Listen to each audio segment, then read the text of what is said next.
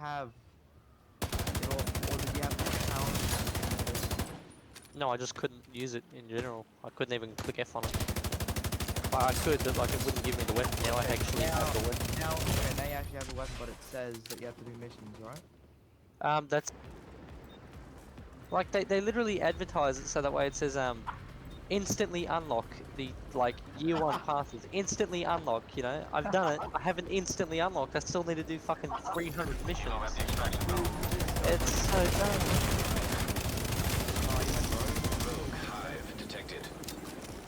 Oh, this is such a stupid fucking thing. Oh, dude. An agent in existence.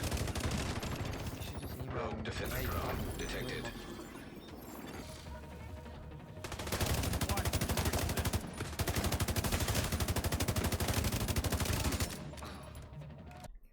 Hi everyone, Feist to Go here with a Negotiators Dilemma build that I really enjoy and I'd like to share with you guys. So first thing we should do is look at what the Negotiators Dilemma 4-piece actually does. So it gives you critical hit chance, critical hit damage, which is really good, which was what you need for this build because critical hits mark enemies for 20 seconds, up to 3 marks total. When you critically hit a marked enemy, all other marked enemies take 60% of the damage dealt. And then you also get a stacking critical hit damage for kills, which lasts until combat ends, which is really good. And then on the backpack here, it increases from 60 to 100%. So when you critically hit the person you're shooting, then the marked enemies take 100% of that damage. It's really nice. And then on every piece, all 4 pieces of the Negotiator's Dilemma, I have as close to max weapon damage as I can get, plus critical hit damage. And then on the mods, I've got critical hit damage on these 2, and then this one's got critical hit chance. But you do what you need to do to get that max crit chance and as much crit damage as you can get. Mine is critical hit chance is 59.9, which is perfect, and 173% critical hit damage. And then I've got 90% all weapon damage bonus and 40% assault rifle damage bonus, which is great. Then I've got 2 high-end pieces. So I got a Cheska piece here, critical hit chance, and from the set bonus, and then weapon damage, critical hit chance, critical hit damage. And then I got the Fenris piece here for the assault rifle damage, and then it's the same. And I prefer unbreakable, so when your armor is depleted, repair 95% of your armor instantly. And in PvP, this is 50%. And it's not crucial for the build, but I find that with all reds, having unbreakable really helps keep you alive, along with the Mender Seeker Mine and the Revive Hive. But other than that, it's all reds. Everything's damage on this build. And then it's important to have an assault rifle so you can easily mark enemies. You can hit them 2 or 3 times very fast. And I'm using the Eagle Bearer. And anybody that has the Eagle Bearer, you're familiar with the talents. But if you don't have the Eagle Bearer, it's okay, because any assault rifle with strained on it will work to gain 10% critical hit damage for every 0.5 seconds you're firing, stacks up to 5 times. And I chose the tactical MK16 because it shoots a little slower and but has high damage. So the longer you're firing, the more stacks of critical hit damage you get, and the longer you have it. So you know, as long as it has high total weapon damage, you're good. and then I rolled damage to armor on here.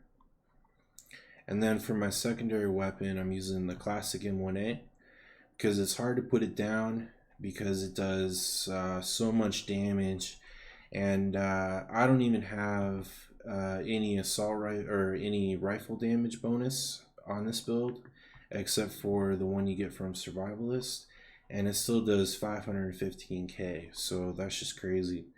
And boomerang on it, which increases damage even more, and refunds bullets for the small magazine. So it's just a really nice rifle to have on most builds nowadays. And then now I'd like to talk about the specialization I chose. So let's head back to the White House and take a look. I like the survival specialization for a lot of reasons.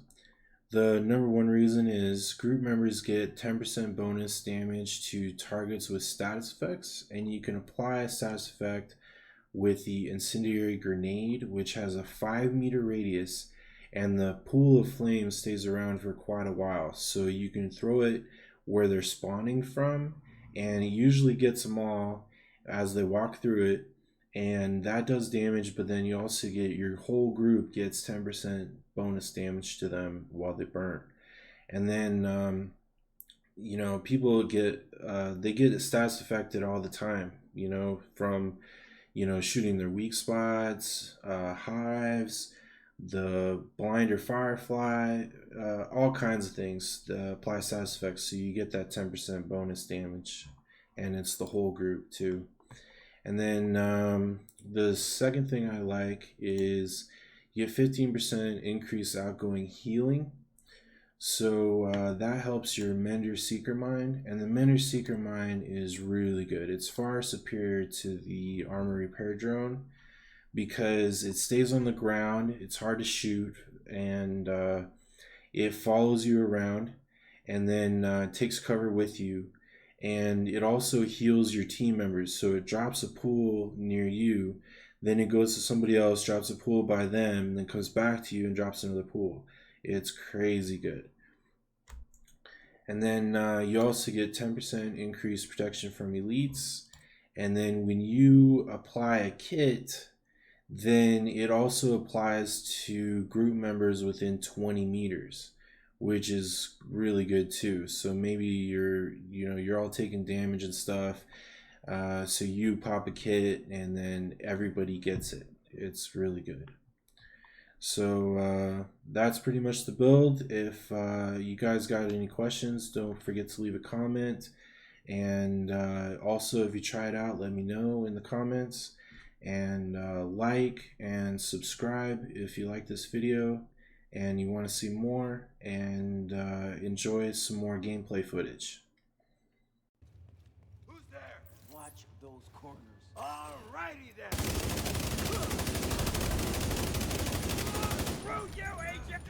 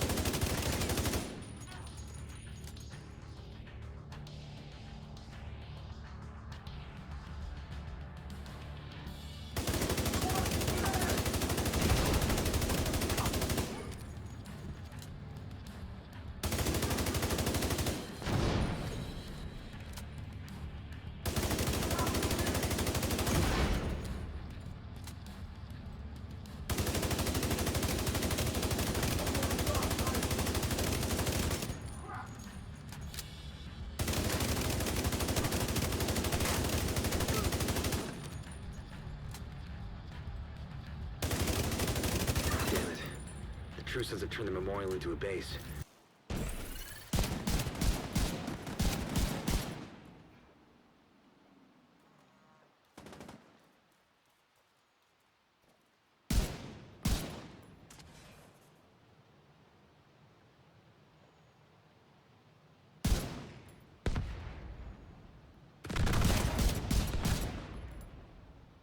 shit, Bison. Yeah, you got two of them.